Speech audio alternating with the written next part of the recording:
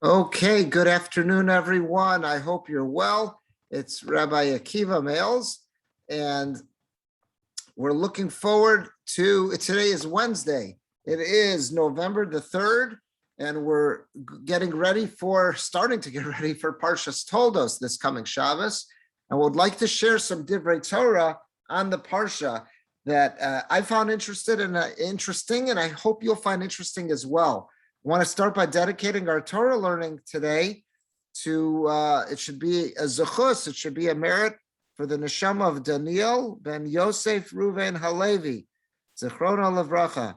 This is a dear friend of Susan Myers, passed away this week, unfortunately, and our Torah learning should be a zechus, should be a merit for his neshama, for his family, his friends, and to all who loved and cared about him. All right, I want to start because with talking about Yitzchak. We don't know much about Yitzchak. The Torah does not give us much material on Yitzchak, as it does with Avraham and soon with Yaakov.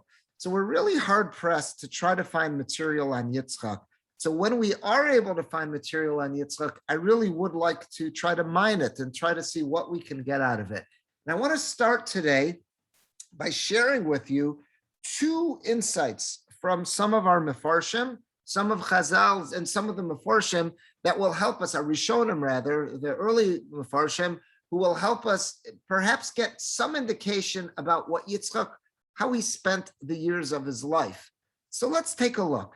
The Parsha begins by telling us that Yitzchak and Rivka were married. We're told that Yitzchak was 40 years old at the time of their marriage. We're told that they were not able to have children right away. And it wasn't until Yitzchak storms the heaven with prayers that they're finally able to, that Rivka is able to conceive and they're able to have children. And what do they have? They have these twins. They have Yaakov and Esav. The Parsha continues and tells us that a famine breaks out in the land of Israel. And as a result of that famine, Yitzchak and the family, they go to the land of the Plishtim. They don't go all the way down to Egypt, like what Avram and Sarah did when a famine struck, but instead they go west and towards the Mediterranean, and they go there, and that's where they go into the land of the Plishtim, where they'll find food to get them through this famine. So let's see the pasuk.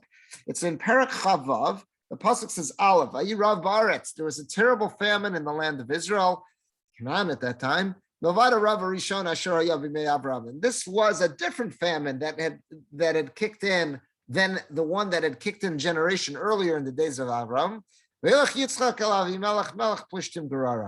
Yitzchak journeys together with Rivka and the kids. They go into the land of Avimelech. He's the king of the Plishtim, into the region of Gerar. Hashem, God appears to Yitzchak at this point, Vayomer, and he tells him, Al Tered Mitzrayma, don't go all the way down to Egypt. Avram, when the famine kicked in his lifetime, Avram and Sarah went to Egypt, but that's not for you. Shechon Baretz Asher Amar Elecha.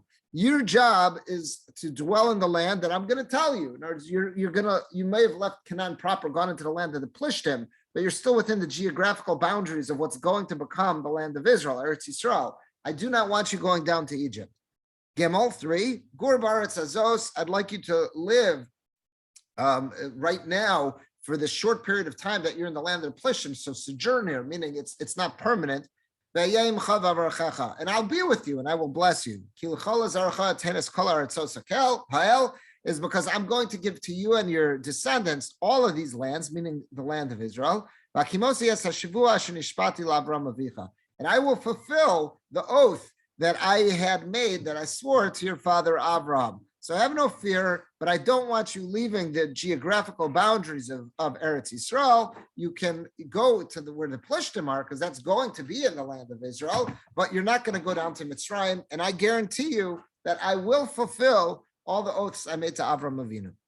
Dalet, Virbesi Zaracha. I will multiply your offspring. They will be as numerous as the stars of the heavens. And I will give to your offspring all of these lands. And all the nations of earth will be blessed through your offspring. Hey, one more pasuk. Akev, why am I doing all this for you, Yitzchak? Akev, the reason why I'm doing this for you is Akev Asher Shama Avraham, because it's only because your wonderful father Avram listened to my voice. V'yishmor mishmarti, he kept all of the charges that I gave him, mitzvosai, all my commandments, chukosai, v'torasai, all my statutes, all my instructions. So what Hashem is telling Yitzchak, I know there's a famine. I know that your instinct is to go down to Mitzrayim because that's what Avram and Sarah did. Don't do that. You went as far as the land of Plishtim. That's where you're going to stay. I'll be with you. I'll look after you. And I will establish all the blessings that I promised to your father Avram. I will give you tons of children. Your children will be a blessing for the world. And why do you deserve all this? Because of the fact that I loved your father. Avram listened to everything I asked of him. He did everything I told him to do. And the commentaries on this pasuk say this is an allusion to the fact that Avram, as well as the other Avos, even though it was before Har Sinai, before they were commanded to observe the Torah, through their divine inspiration and whatever intuition they had in Ruach HaKodesh, they knew what the mitzvahs were going to be. Best to observe as much as they possibly could at a time before the Torah was given. But the pasuk is very clear that Hashem says to Yitzchak, the reason I'm going to bless you, the reason I'm going to shower all these gifts on you is because of your father. All that he did and how loyal he was to me. So let's start with the Sefarno. One of the early commentators in the Chumash, the classic commentators, is the Sefarno, and he has a very astute observation on Pasuk Hey. I remember hearing this from my Rabbi in Yeshiva, and it made a very strong impression on me. You'll soon see why. The Sefarno kicks in on where it says Vishmor Mishmarti.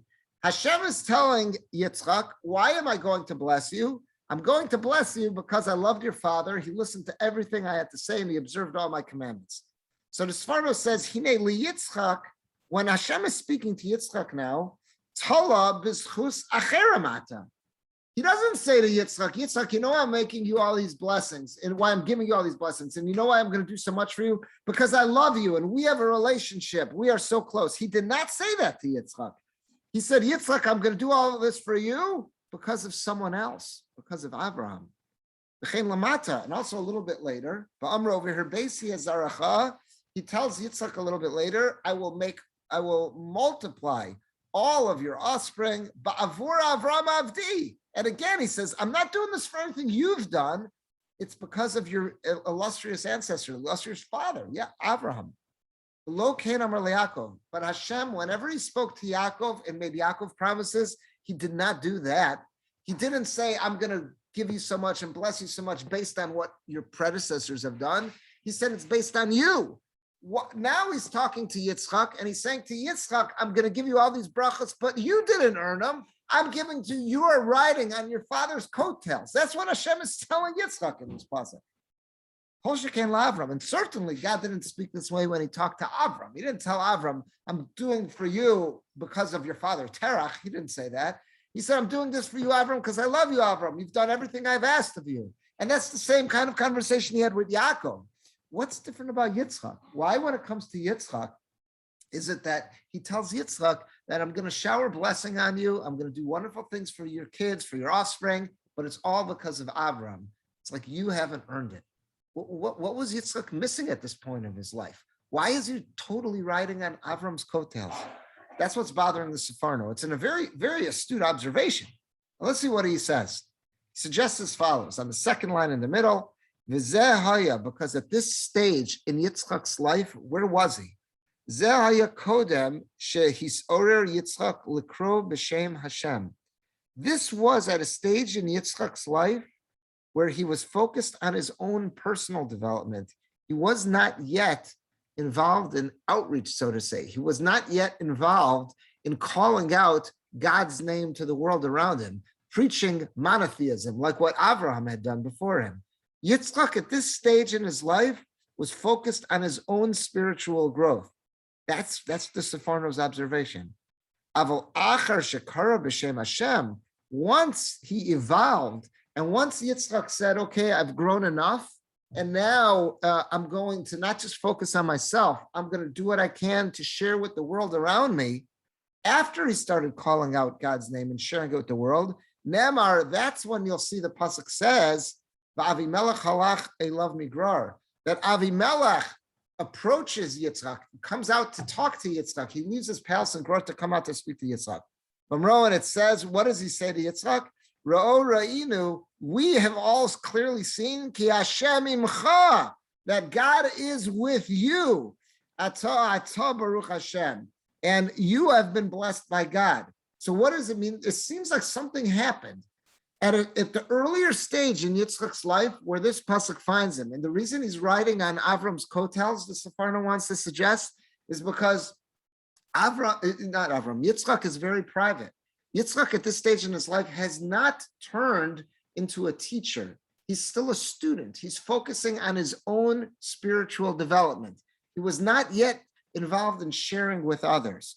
But afterwards, when Yitzchak evolved, when Yitzchak finds himself in the role of now sharing what Hashem's identity is and Hashem's interest in the world, what does he want out of humanity, then we see Yitzchak earns blessings in his own rights. V'lo matzo od telos mekanim. And after that point, that's when Avimelech and everybody else, nobody else is trying to hound Yitzchak and trying to steal his stuff. They're not trying to be envious of his stuff.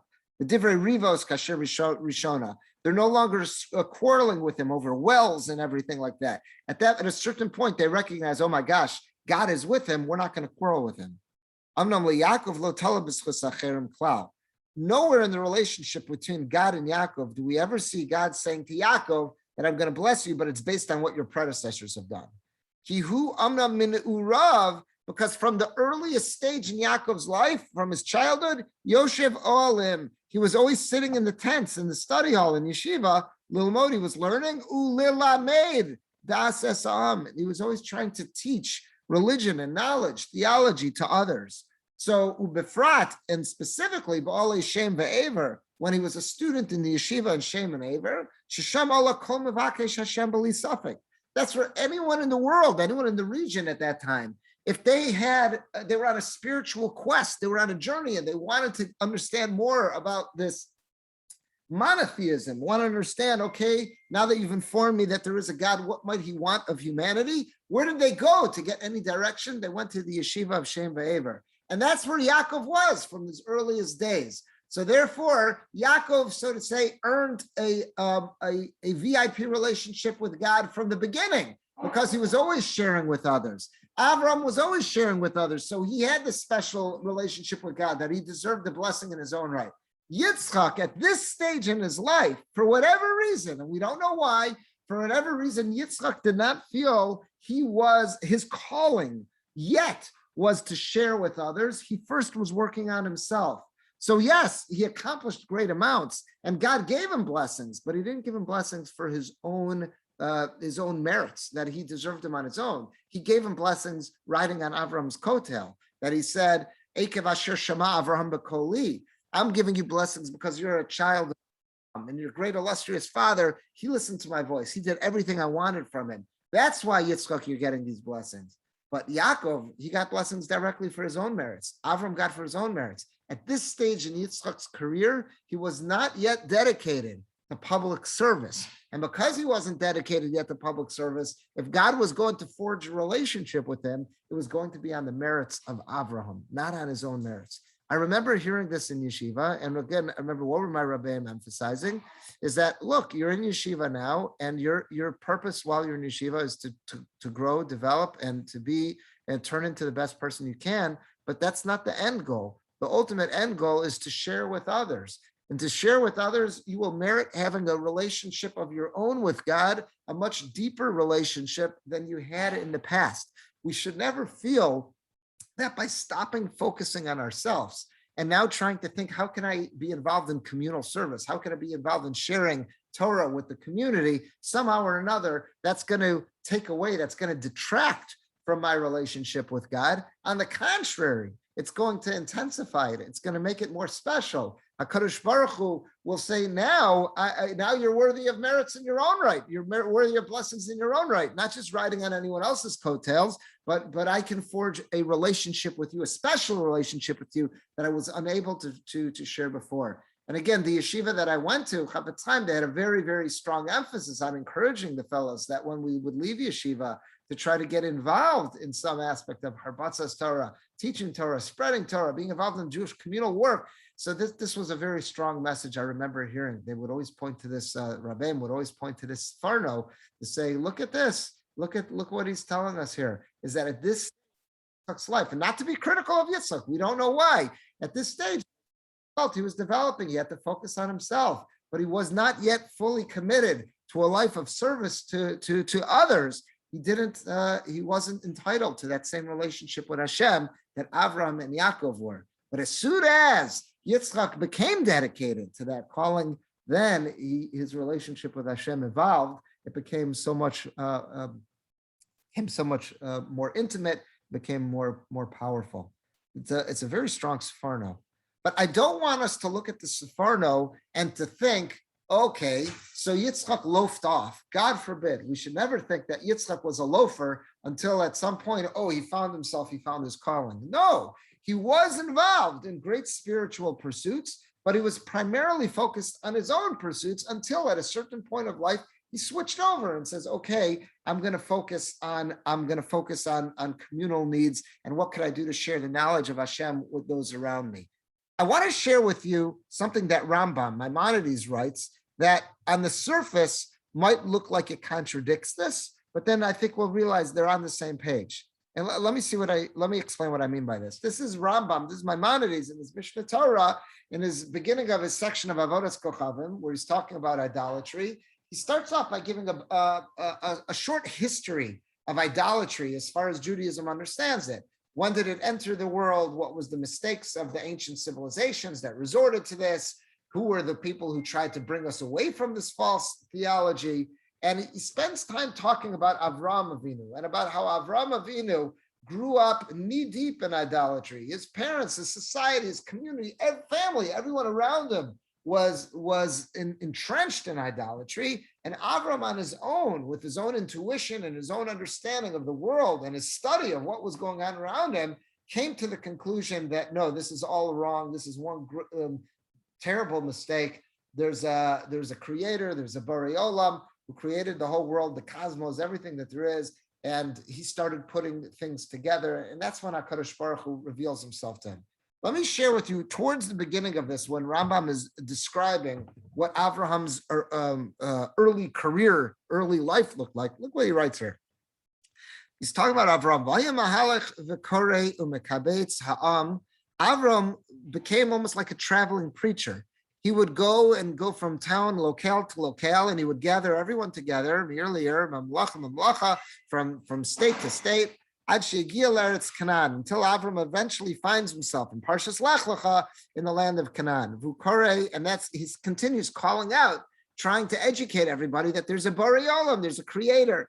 Shenamar, as it says in the pasuk, Vayikra Sham b'Shem Hashem Kel Olam. That when he gets to Eretz Yisrael, Canaan, at that time, he calls out in the name of God, who is the God of our world, meaning the creator.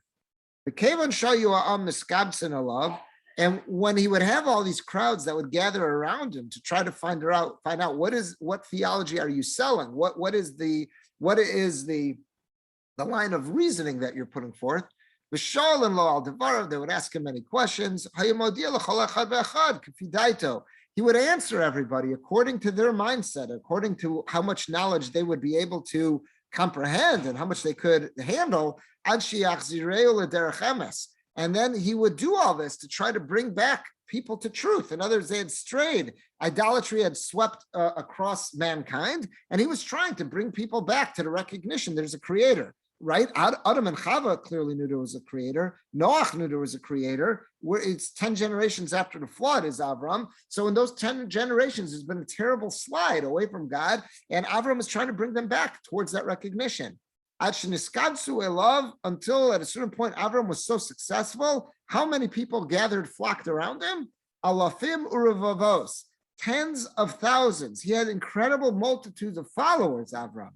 These are the ones that are referred to in the Psukim as the household of Avram. Avram and Sarah, right? So he had Yishmael with Hagar, and he had Yitzchak with Sarah. But whenever he referred to the household of Avram, it's not just talking about those biological children that Avram had. It's talking about this entirely large entourage, this huge following that he amassed. He implanted in their hearts this very, very powerful ideal. And he started to compose books. And he taught everything that he knew, he passed it along to Yitzchak. Yashav Yitzchak, and then Yitzchak sat, Melamed u'Mazir. He taught, Yitzchak also taught, and he also instructed and warned humanity about all this. Now, we just saw a Safar note that said Yitzchak didn't do that.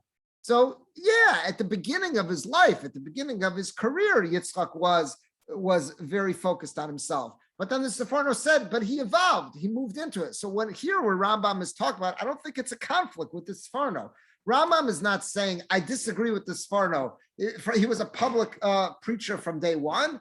He's saying at a certain point in his career, that's the way the Sforno would read this Rambam, is that, yeah, at a certain point in his career, he adopted the mode of Avram to start being a melamed, to start being a teacher, an educator, and to teach everyone what is it that Hashem wants and what is it that humanity can do to serve God, Mazir, and giving out instruction.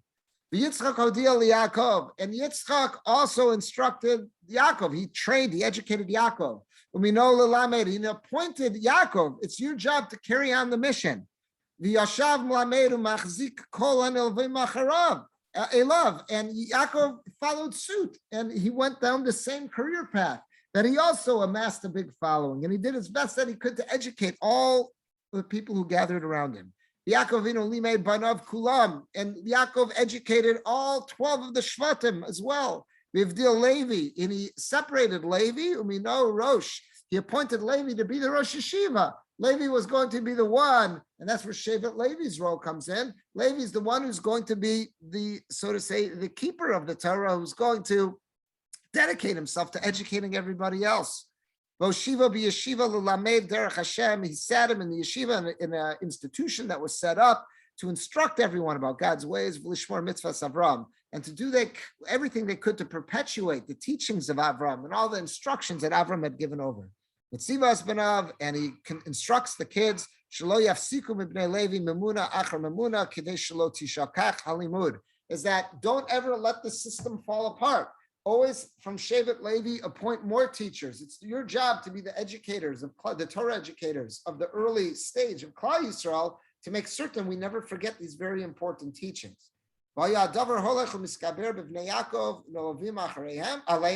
And this matter went on and increased with all the descendants of Yaakov and all those who gathered to them, until they were able to establish this entire people who recognized the Creator, and this is what they accomplished. So the first thing I want to bring out from this Rambam is that again, I don't think it's a conflict to the Sforno at all. Sforno says he would agree that at some point Yitzchak kicked it into high gear, and Yitzchak becomes an educator to the world at large. He wasn't just focused on himself. But the Sforno says that at an early point in his career, he was focused inward, and he was working on himself. And that's why in that pasuk in Parachavav, it says that Hashem is blessing him and says, you're deserving of blessings only on your father Avram's coattails, not for your own merits. Okay, but then he switched gears. And at that point, when he switched gears, that's when everything changes. And Sforno says he switched gears, and he became more of a public figure and educating and sharing with everybody, not just focused on himself, not just inward. He was teaching for anybody who would listen. And that's the point that the Rambam's picking up. Rambam just didn't deal the way the Sforno would explain. Rambam wasn't dealing with that early stage in Yitzchak's career. He was talking about the part that we know most. Okay. Question I always had about this is, Sonu, Rambam says that Avraham attracted in the tens of thousands, this huge flock around him. What happened to all those people? What happened to all those Talmidim of Avraham? What happened to them? We don't see anything about them. What happened to them? And this is something that it should really, bother all of us. Okay, we find out that, Yaakov and the whole family eventually go down to Mitzrayim, and Klal Yisrael starts with them. Okay, that's Klal Yisrael. But what about all those students We were told that Avram was successful in getting his whole Bnei Beso, his whole entourage, everyone who was surrounding him, all their male sons got circumcised. Avram had this huge following, and Rambam says it was in the tens of thousands. So what happened to all these Talmidim? What happened to them? Granted, they didn't go down to Mitzrayim. That was just Bnei Yisrael. But no, shouldn't there be this entire large population of Talmidei Avram Avinu? What happened to them? So I want to share with you something else in this parsha, which could help answer that question. And this also could get involved in perhaps telling us when exactly did Yitzchak switch gears? Because the Sefarno told us that Yitzchak clearly switched gears. In his early part of his life, he was focused just on his own development, his own spiritual development. And then at some point, he becomes more outward focused and he's educating others. And the Sefarno said that's why Avimelech and the Plishtim, they stopped fighting with him because they realized God's with him. So it's at some point, Yitzchak switched. What was it? Where did he switch gears? I think there's a source in this week's Parsha that might indicate this, and at least let us know if it's not exactly when he switched gears, well, what was he doing when he did switch gears? So let's see. A little bit later in that same parak in Chavav, we're told all these details about well digging and these conflicts that break out about digging of wells and dispute over wells. Seems very mundane. What's going on? Look at the pasuk here. So it's in Perek Chavav, pasuk Tes Vav.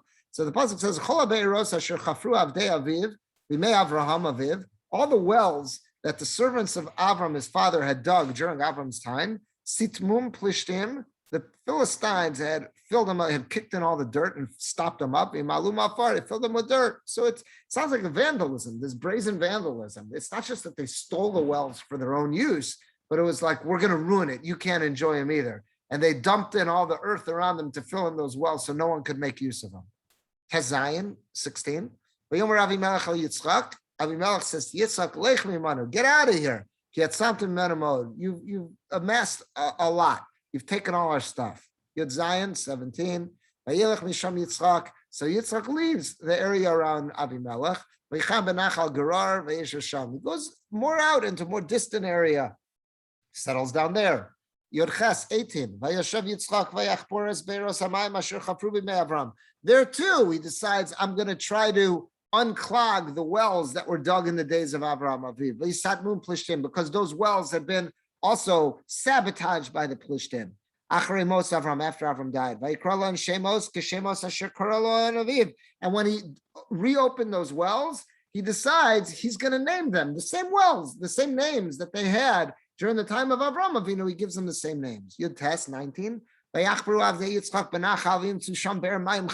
find a brand new well with fresh water. Chaf 20. And now the shepherds, the Philistine shepherds, come over and start arguing again. They're saying it's our water. So Yitzchak's crew, they call that be'er, that well, they call it Esek. Why? That's the place where they quarreled. Chafalf 21. Then you dig another well. They fight it up. They fought about that one too. The Philistines wanted it. They call it Sitna. Finally 22. Yeah, take Misham. They get away from there, get further away from the Plishtim. And they dig another well. And finally, the Philistines the Plishtim, they don't mess with them. They crush Rechovot. So they call it Rechovot. That's probably the Rechovot that we're used to, that city in Israel. Obviously, that's what it's named after. I'm sure people have done some research to say that's the same general vicinity, if not the same exact location, but the general vicinity of where the original Rechovot was. Okay, they called it Rechovot because it's a play on words, because they said, now Hashem, Hirchiv Lanu, he's made room for us. We finally, no one's disputing us and kicking us around, saying, get out of here, it's ours. And he's allowing us to be fruitful in the land. So they called it Rechovot. You look at these psukim, what is going on here? There's just such mundane details. There's got to be a lesson. There's got to be something spiritual there. This seems so gashmi. This seems so mundane. This seems so physical. What is going on? What's the Torah want in these cryptic psukim? So our Mefarshim spend time on that, saying there's something a lot deeper going on. One of the Mefarshim I want to focus on with you today is Rabbeinu Bachya. Rabbeinu Bachya, we're going to see two fascinating insights he has into this whole incident with the wells. The first and then the second, you'll see they're independent of each other. So the first one, let's see. There's kind of a pasuk that says all the wells that Avram and his servants had dug during Avram's life. After Avram died, the Philistines, they sabotaged them. They kicked in all the earth, all the dirt. And Yitzchak and his avadim, his servants, they redug those wells and they gave them the same names that Avraham had given them. They gave them the same names. So let's see Rabbeinu Bachya on that first paragraph. Yagira Kasav, the pasuk is telling us as follows. The Philistines were incredibly envious of Yitzchak because they hated him so much. They were so jealous. They're so spiteful. They said, we're going to sabotage and destroy those wells, not just steal them for ourselves. We're going to destroy them. That you can't, no one can have them. Because they didn't want Yitzchak to be able to benefit from them. In order to water all of his crops, because he was growing produce in that land, and also he didn't want him to water his cattle, all of his flocks. That was how jealous they were. But then what happens? Yitzchak wins the struggle. He redigs them all. And he renames them the same names that his father had originally given him. And he did this as a sign of kibbud av. Why was he so makbid? Why did Yitzchak take such measures? Okay, I understand you want to redig those wells. You need the water. But he even named them the same names. What did he do that for? So the Rabbeinu Bachya wants to say that was a sign of kavod av. He wanted to show that Abraham's legacy was living on. It's not just that I'm teaching his Torah, but rather what he worked on in his life, whatever it was that he physically built, I want to make sure that it has a kiyum. I want to make sure that it lasts. There's an element of kibbud av. There's an element of showing honor to his father that way. By the fact that the Torah spells this out, meaning because he's also bothered by why is the Torah giving us such mundane details? By the fact that the Torah feels that this is important enough to record in the Torah, that it seems clear that the Torah is saying this is a zchus. This was very meritorious what Yitzchak did here about redigging the wells and naming them the same names. That was really a way to show respect and honor to his father. And this is a way that really should awaken us. This reminds us that we don't want to change from the tradition of our ancestors. There's something to be gained by following our ancestors' footsteps. When Yitzchak redug these wells, he named them the same names. He did not deviate from those names.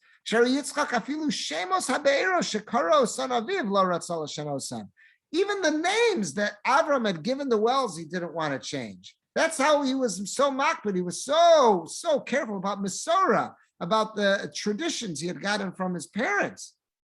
Kal v'chomer, v'zeh kal v'chomer, this teaches us how, and such an important lesson, l'darchei avos. If it's so important not to change the name of the wells, how much more important it is not to change from the moral teachings, directions, the way of life of our ancestors. Uminogosam, and from their customs, umusar shalom, and the ethical values in which they lived. V'ulai mipnei zeh lo nishtana shemo, gam sharavos, zo mida keneged mida. So he says, maybe that's also why Yitzchak is so unique. His name was never changed by God. Maybe God was saying to him, you showed such respect to your parents. You showed such respect to Avram that you never deviated an iota from the Masorah, from the tradition that he gave you, to the point that you even renamed the wells, something that seems so mundane, that you renamed the wells the same name he named them. If that's how much you cared about honoring your father's legacy, Hashem says, I'm going to reward you that I won't change your name. If that's so important to you to keep the legacy of your father, then I'm going to keep your name. If that's what your father named you Yitzchak, you're the one patriarch. And this is fascinating. You ever stop to think about it? God changed Avram's name to Avraham. God changed Yaakov's name to Yisrael.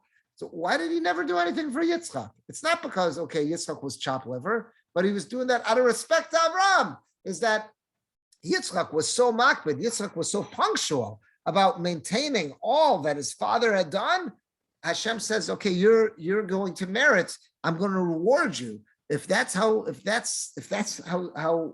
intent you are about keeping all that your father did and accomplished, keeping it going, how can I now change your name? That would deviate from something that your father, if you're going to keep the names of the wells the same, how can I make it that your name is different? Interesting. So the first thing Rabbeinu Bachya tells us is that this whole incident with the wells is not purely mundane. There's something very valuable going on. It's telling us how about Yitzchak, a little bit more into his identity.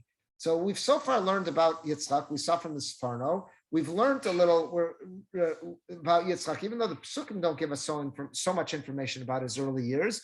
The Sforno kind of gleans out of the Psukim that at an early stage in Yitzchak's career, he was centered on his own self-growth. At a certain point, he evolves and he becomes more of a public figure, sharing and teaching with others, and that intensifies his relationship with God. That's the first detail we learned about Yitzchak. The second detail we just learned about Yitzchak using this Rabbeinu Bachya is that Yitzchak was incredibly attached to his father's teachings, his father's minhagim, his father's customs, everything about his father. He did not want to deviate one iota from what he had learned from his father and wanted to make sure that his father's legacy lived on, to the point that even when he redug the wells, he gave him the same name. That's not just mundane, that's teaching us, that's showing us if Yitzchak cared that much about keeping his father's legacy going when it came to the silly names of wells, Kol v'chomer, how much more so he was serious about keeping his teachings, his way of life, his theology, monotheism, and changing the society by teaching the world about this, how intent he must have been about that. So there's another insight into Yitzchak. Get ready for one more. Rabbeinu Bachya in his next paragraph, he says, there's another way to understand what's going on with these wells. The Yesh Pirish, he doesn't say who, but he says that there are others, I guess his predecessors, who wanted to explain this incident with the wells in another factor. Kia be'eros halalu, these wells we're talking about, we're not talking about real wells. We're not talking about something as mundane as wells. This is a euphemism for something else. Remez legerim shenisgairu b'mei Avraham. This is talking about the converts. Now, this isn't converts as we know them. He's talking about the people that Avraham and Sarah converted, meaning people that they brought over to their way of thinking.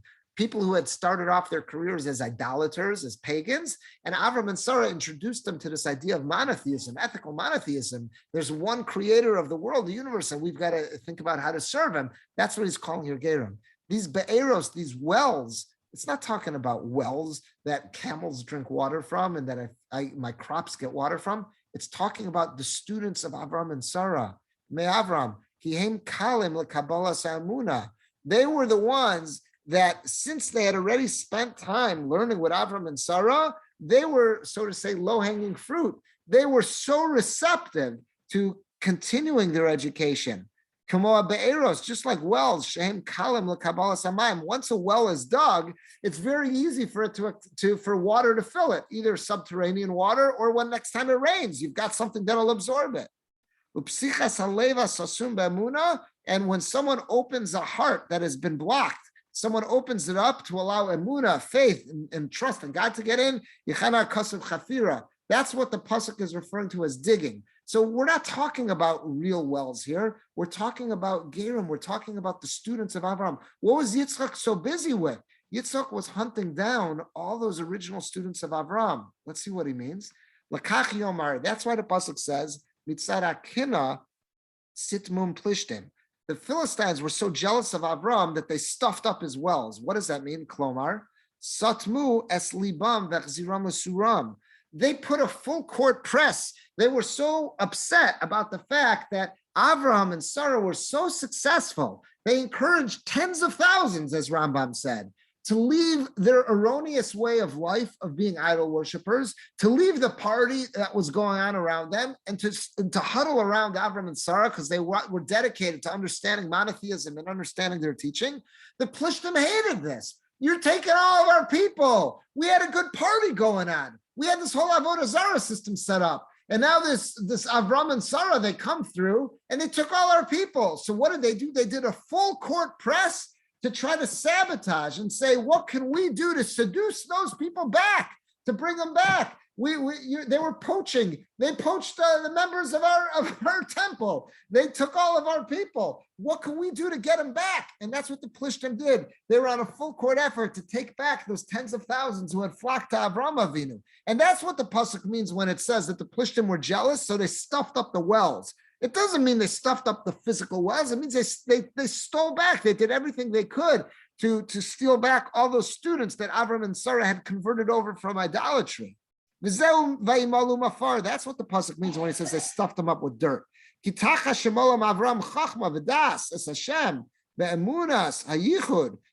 in place of what Avram had put in them, all the wisdom, knowledge, and understanding of God and God's oneness, monotheism, milum plishtim emunasam hara. The Plishtim did everything they could to corrupt them and stuff them back up with their false ideas of idolatry. That's what he's saying is dirt.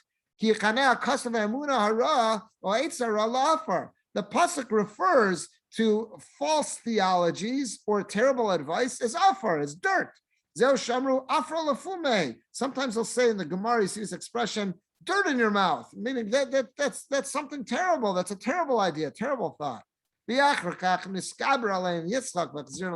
what is this psukim telling us? That Yitzchak was fighting with the Plishtim over those wells. It was a struggle for the souls. It was a struggle for the minds and the spirits of all those former Talmidim of Avram and Sarah. That's what's going on here. So Yitzchak is engaged in a battle of ideas with the Plishti leadership.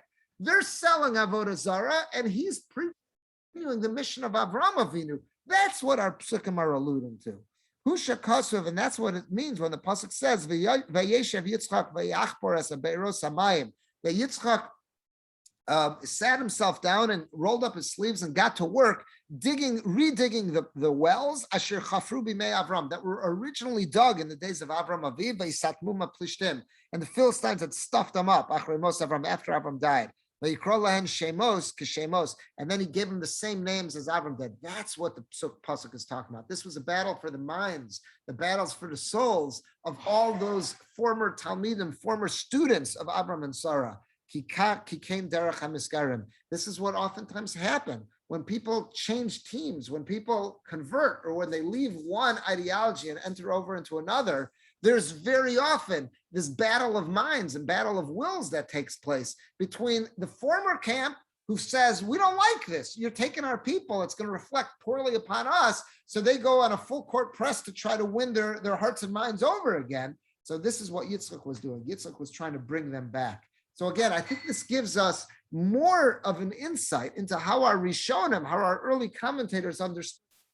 Again, number one, from the Sefarno, that Yitzchak went through a change of course at some early stage in his career. He did start off focused on himself, but then he switched gears, becoming more like Avraham to engage others and to share with others. Number two, we saw that he was militantly attached. He was firmly attached to carrying on his father's legacy, his ideas. How did this manifest itself? If he was redigging those wells and naming them the same names as Avram did, how careful he must have been to keep all the Masorah, all the traditions, the teachings of Avram, and remain loyal to that as well.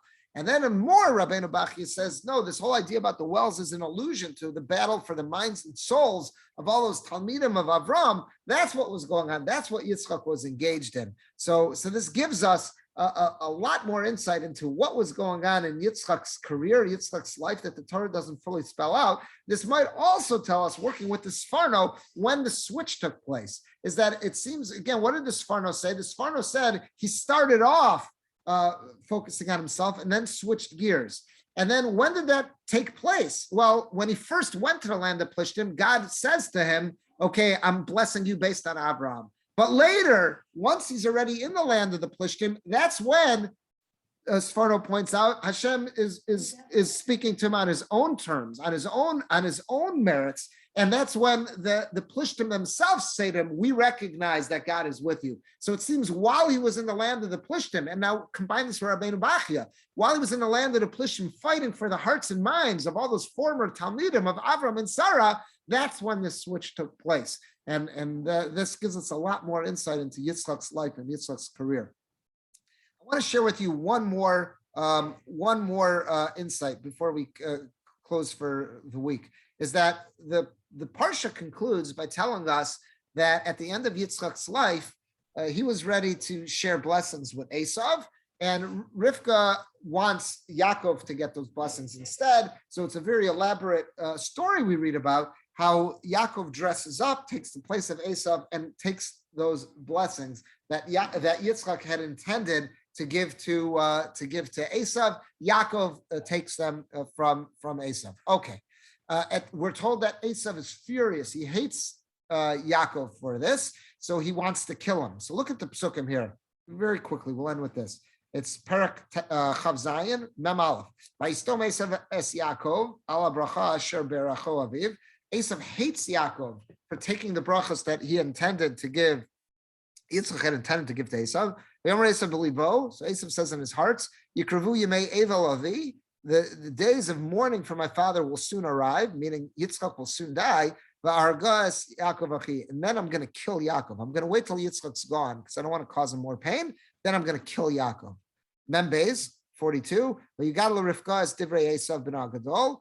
It's told to Rivka. She hears whether it's through Ruach HaKodesh or she overheard Esav plotting with some of his gang. Whatever it is, she understands that Yaakov's life is at risk. She calls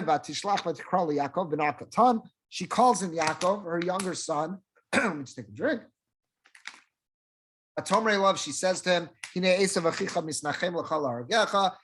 is plotting to kill you. Mem Gimel v'atabini shma b'koli. So listen to me, my boy. Kum brach lecha el Lavan achi Harana. Run away to my brother Lavan, who's in Haran. That's modern day Iraq. And he says, once you're there, hang out there until it's safe to come back. Okay, that's the pasuk. I want to share with you a Kli Yakar. So look at page 4. There's a Kli Yakar, and then I'll speak out something from Rabbi Reisman outside. So Kli Yakar says as follows. Yikravu Yemei Avi Evel Avi, that the Esav says the days of approaching the mourning for my father, meaning Yitzchak's going to die soon, and that's when I'll kill Yaakov. So look what the Kli Yakar says, something fascinating. Tala Davar Bimei Evel. Esav says, I'm going to wait until the mourning occurs for Yitzchak's death before I kill Yaakov. Why? So I would have just said why, because he doesn't want to cause Yitzchak any more pain. He doesn't want to kill Yaakov now while Yitzchak's still alive. He doesn't want to cause his father pain. That's what I would have said. But look what the Kli Yakar says. Why does he wait until the morning of Yitzchak? That's when he's going to try to kill Yaakov. Lefisha Avel Asr Lasok B'Torah. That in Avel, someone who's in mourning in Shiva, they're not supposed to learn Torah because we say Pekudei Hashem Yisharim Mesamchei Lev. It says that in Tehillim that the teachings of Hashem are straightforward and they gladden the heart. And an Avel's not allowed to be happy. Yitzchak Amar. So, and what did Yitzchak say in his blessings? Vaya Kasher Tarid. He told when he blessed Yaakov, he said to Yaakov, it'll be that when you go down spiritually, when you're not engaged with Torah, that's when Esav will break off the yoke from you. Meaning what? That's when Esav will have power over you, when you're not doing well with your Torah. So Esav says, if I have to plot, when will I be successful in killing Yaakov? Let me wait till he's in mourning for Yitzchak, because then he's not learning Torah. That's when I'll be able to get him. Yaakov won't be learning Torah, and he won't have anything protecting him. And then I'm going to kill my brother. That's why Chazal say in Bracha that someone who's in mourning needs an extra degree of protection because he doesn't have the Torah protecting because he's not actively involved in learning. And how do I know that the Torah protects? Because the pasuk says in Mishlei, is that if we're engaged in Torah, if we're holding firm to Torah mitzvahs, when we're on our walk, when we're walking or traveling, it'll guide us. When we lay down, it'll guard us. So the Kli Yakar is saying, why does Esav want to wait till Yitzchak dies to kill Yaakov? Not that he doesn't want to cause Yitzchak any more pain, but he knows that he's not going to be able to kill Yaakov as long as Yaakov's engaged in Torah study. So I got to wait for when's he not going to be engaged in Torah study? When he's in Avelus, and then I'll get him. So I saw that Rabbi Reisman asks a powerful question 2 years ago. I think it was in his Chumash shir. He asked a great question on this. He says, what do you mean an Avel's not allowed to learn Torah? An Avel's allowed to learn plenty of Torah. Think about what we do on Tisha B'Av. On Tisha B'Av, all of us have the din of Avelos. Does that mean we can't learn any Torah? No, it just means that we've got to carefully select. There's certain parts of the Torah we can learn. We can learn about the destruction of the Beis HaMikdash. We can learn anything that's in Divrei Musar, ethical works. We could learn anything involving Hilchos Avelos, laws of mourning. So what does it mean that an Avel is not engaged in Torah study? And that's when Esav could kill him. Yaakov, okay, he can't learn other stuff, but there's still plenty of material that he could learn. And then he strengthened. He said he remembers when his Rebbe, when Rav Pam was sitting Shiva, when his brother passed away, he remembers going into the Shiva house. No one else was there. He says he remembers going in and seeing Rav Pam standing at a stender with a Gemara. He was studying Maseches Moed Katan, the Gemara that deals with Avelos. So Rav Pam, when there weren't visitors in the house, he was learning up a storm, but he was just learning parts of the Torah, parts of halacha that have to do with Avelos, what an Avel's allowed to learn. So what does it mean, the Kli Yakar, that he wants to wait until he's an Avel, because then he can't learn Torah and he won't have anything protecting him? Good question. Rabbi Reisman wanted to answer as follows. We know there's a concept that we say, it comes up in Gemara every now and then. I'm just speaking this out outside. We say, La'olam yilmod adam masha libo chafetz, that a person should learn what it is that their heart desires. Is that we'll have more of a, call it a geshmak, we'll have more of a excitement, we'll have more intensity, more interest if we're learning something that appeals to us. There's many areas of Torah, and we're all different. Something appeals to me that might not appeal to the next person, might not appeal to the next person. So the ultimate is to try to learn what it is we're interested in. And that's when we'll have the most success and the most spiritual success as well. He wanted to answer perhaps what the Kli Yakar meant to say, yeah, an Avel is allowed to learn. There are sections of the Torah. There's Hilchos Avelos. There's other things you can learn about the destruction of Beis HaMikdash. But come on, that's not so appealing. That's not what I really want to get into. That's not what I really want to sink my teeth into. That's technically all that I'm allowed to learn. So since that's not Mashali B'Chafetz, that's not what I really desire, it's not what I'm really enjoying, that won't provide me the big shmira. If I'm looking for the shmira, the protection that Torah provides me, that's when I'm learning something I really enjoy because I'm really getting into it. If I'm just learning something that I don't really enjoy, there might be some shmira there, but it's commensurate. The level of shmira, the level of protection that I get from Torah that I'm studying is commensurate to how much I'm enjoying that which I'm studying. So perhaps that's what the Kli Yakar is saying. Esav says, I know that Yaakov's a tremendous masmid. I know he's a diligent student. He's never going to stop learning, but at least let me wait until he's in Avelos. He's learning something which he doesn't really enjoy. He'll have less of a shmira. Now I'll have more of I'll have a better possibility to kill him. That's how he said, you might have to learn this Kli Yakar. Be that as it may, it's a fascinating Kli Yakar. I wanted to share that with you. So I hope you enjoyed. I hope this offered us some insights, again, into Yaakov Avinu that we may not have known before, as well as, Yitzchak Avinu that we may not have known before, as well as at the end of that parsha, an insight into how important it is to learn areas of Torah that our hearts are drawn to, because that's where we'll get the most spiritual benefit from. All right, with this, I'm going to stop the recording.